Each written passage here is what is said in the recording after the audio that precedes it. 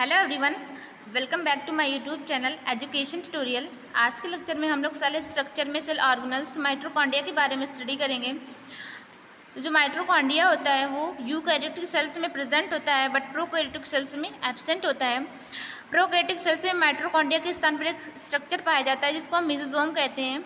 तो prokaryotic cells में respiration process जो होती है वो मेसोसोम के थ्रू होती है एंड यूकैरियोटिक सेल्स में जो रेस्पिरेशन प्रोसेस होती है वो माइटोकॉन्ड्रिया के थ्रू होती है। नेक्स्ट है कि जो कोलिकर नामक एक साइंटिस्ट थे, उन्होंने सन 1850 ईस्वी में जो इंसेक्ट्स हैं उनकी स्ट्रिप्ड सेल्स में माइटोकॉन्ड्रिया को विजन किया था। नेक्स्ट है कि अल्टमान नामक साइंटिस्ट ने जो होता है माइटोकॉन्ड्रिया की खोज की थी, तथा एक साइंटिस्ट है सी बेंडा जिन्होंने माइटोकॉन्ड्रिया टर्म यूज़ किया था। नेक्स्ट है कि जो प्लांट में माइटोकॉन्ड्रिया की खोज किसने की थी, तो एक साइंटिस्ट जिनका नाम एफ मेवाज था, उन्होंने प्लांट सेल्स में माइटोकॉन्ड्रिया की खोज की थी। नेक्स्ट है मॉर्फोलॉजी एंड ऑफ माइटोकॉन्ड्रिया। तो मॉर्फोलॉजी में हम लोग उसका शेप एंड साइज पढ़ेंगे। तो जो माइटोकॉन्ड्रिया होता है एक रॉड शेप स्ट्रक्चर होता है, इलांगेटेड फिलामेंटस स्ट्रक्चर होता है जिसका जो साइज होता है वो 0.6 to 2 माइक्रोमीटर डायमीटर का होता है, तथा जो माइटोकॉन्ड्रिया होता है उसका लेंथ जो होता है 5 to 10 माइक्रोमीटर होता है।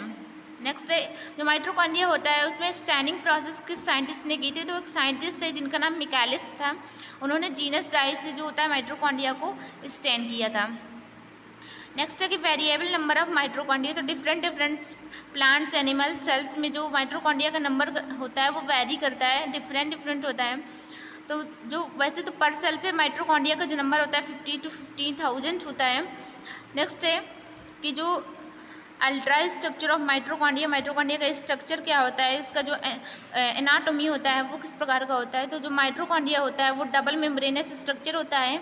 ये आउटर कवरिंग को हम लोग आउटर सरफेस बोलते हैं या आउटर मेम्ब्रेन बोलते हैं, तथा माइटोकॉन्ड्रिया की इनर लेयर को हम लोग इनर मेम्ब्रेन के नाम से जानते हैं। तो जो माइटोकॉन्ड्रिया होता है उसके आउटर सरफेस को हम लोग outer membrane and inner layer को हम लोग इनर मेम्ब्रेन कहते हैं।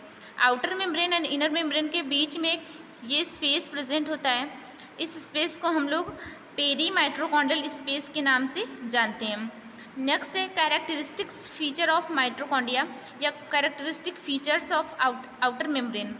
जो ये माइटोकॉन्ड्रिया की जो ये आउटर मेम्ब्रेन होती है उसमें प्रोटीन नामक जो प्रोटीन लाइक सब्सटेंस होते हैं वो प्रेजेंट होते हैं, जिसके कारण जो आउटर मेम्ब्रेन होती है वो परमिएबल होती है, विभिन्न सब्सटेंसेस के लिए परमिएबल होती है। एंड जो इनर मेम्ब्रेन होती है माइटोकॉन्ड्रिया की उस पर जो प्रोटीन लाइक सब्सटेंस होते हैं वो एब्सेंट होते हैं, जिसके कारण जो ये इनर मेम्ब्रेन होती है वो हाईली इम्परमिएबल होती है।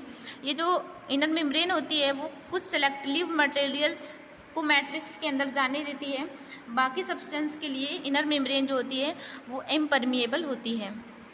नेक्स्ट है कि जो माइटोकॉन्ड्रिया की इनर मेम्ब्रेन होती है उस पर जो फिंगर लाइक प्रोजेक्शंस होते हैं वो जो होते हैं फिंगर लाइक प्रोजेक्शंस पर माइटोकॉन्ड्रिया की इनर मेम्ब्रेन फोल्ड हो जाती है, जिससे एक स्ट्रक्चर्स फॉर्म होता है जिसको हम लोग क्रिस्टी के नाम से जानते हैं।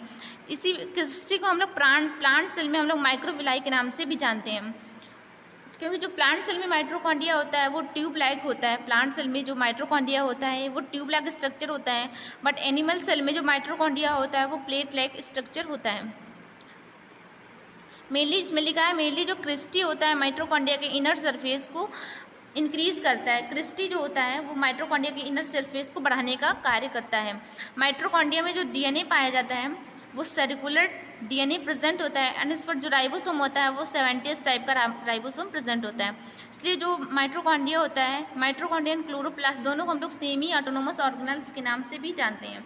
माइटोकॉन्ड्रिया में रेस्पिरेशन प्रोसेस में 2 टाइप्स की प्रोसेस होती है। फर्स्ट होती है क्रैब्स साइकिल एंड सेकेंड होती है ईटीएस साइकिल। ईटीएस साइकिल को हम लोग इलेक्ट्रॉन ट्रांसपोर्ट सिस्टम साइकिल्स के नाम से भी जानते हैं। तो इस साइकिल्स के थ्रू जो होता है माइटोकॉन्ड्रिया में एटीपी का सिंथेसिस होता है। इसका एटीपी की सिंथेसिस होने के कारण इसको जो होता है माइटोकॉन्ड्रिया को हम लोग powerhouse of the cell के नाम से भी जानते हैं। तो थैंक्स गाइस, अगर आपको ये लेक्चर पसंद आया हो तो चैनल को लाइक करें, सब्सक्राइब करें एंड अपने दोस्तों को भेजना बिल्कुल ना भूलें। And thanks for watching.